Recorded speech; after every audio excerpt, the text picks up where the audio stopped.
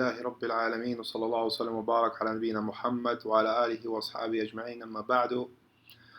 This is the vocabulary for the fifth lesson in which Ibn Taymiyyah explains who or what has to be followed in times of disagreeing and divergence. This is in the PDF page 12 until page 13. Not the full page 12, the fifth line from bottom up from page 12. So we have on the wazn of fa'ala, ba'atha, yab'athu, ib'ath, ba'athun, ba'ithun, mab'uthun, which is a synonym of the next word, which is arsala, to send. So the next one on the wazn of af'ala, arsala, yursilu, arsil, irsalun, or risalatun. So that is the thing. Irsalun is the fact of sending, whereas risalatun is the thing sent, the letter, the message, or we also use that word as the mission. The one sending is mursilun, and the one who is sent is mursalun or rasulun. Then again on the wazn of af'ala we have anzala. You can see here the three letters nun, zai, lam, which comes from nazala, to go down, to descend.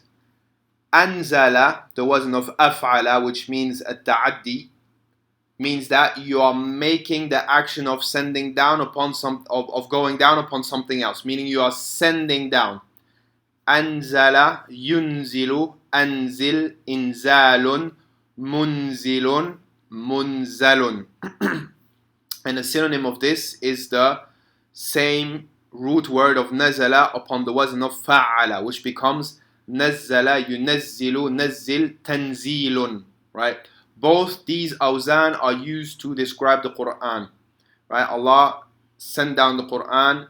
أنزل الله القرآن أو نزل الله القرآن, and there is a slight difference in meaning. You can find this in the books of Aqidah. Then we have فعل, بلغ يبلغ, بلغ تبليغ, which means to convey, to pass on something, be it a message, an idea, etc.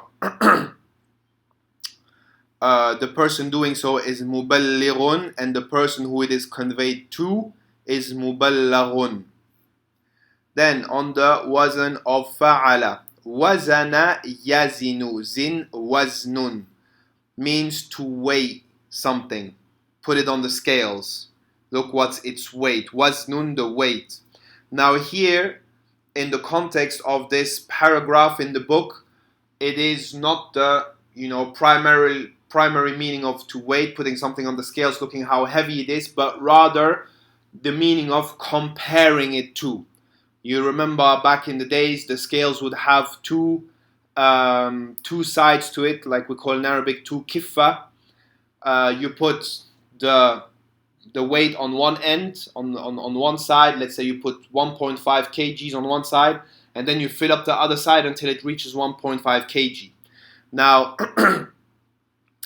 this is an action which is, or this is a meaning which is used to describe what you have to do in relation to the Quran and Sunnah.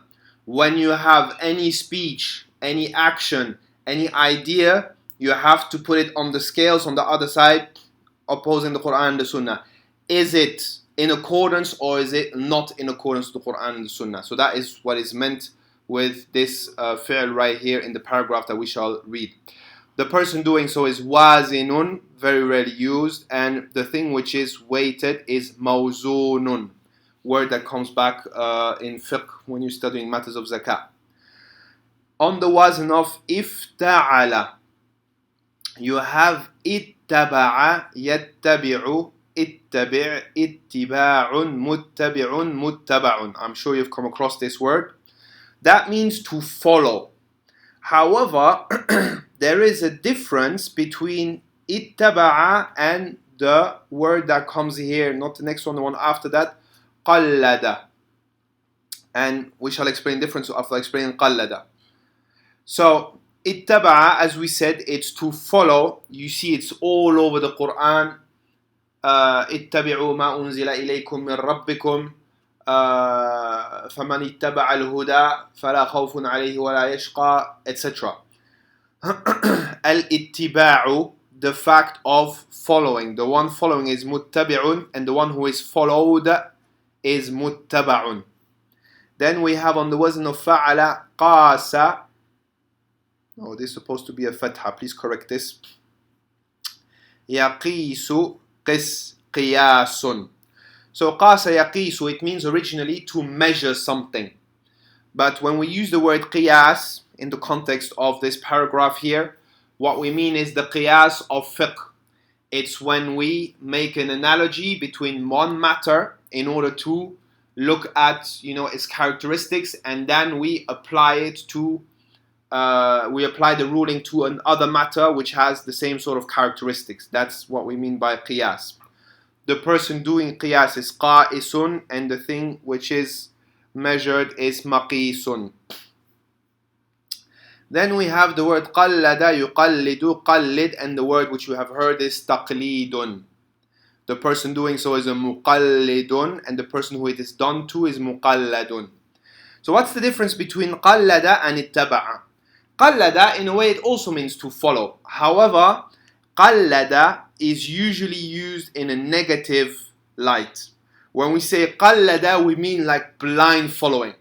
It's the following of somebody who is unable to find his way on his own. Ittaba'a is a word that is used to express following of guidance, following of the messenger, following of the Quran, following of the Sunnah, following of the the orders of Allah, etc. You will use the word ittaba'. Whereas qallada, you will find it in a blameworthy light, usually in following individuals. هذا مقلد فلان.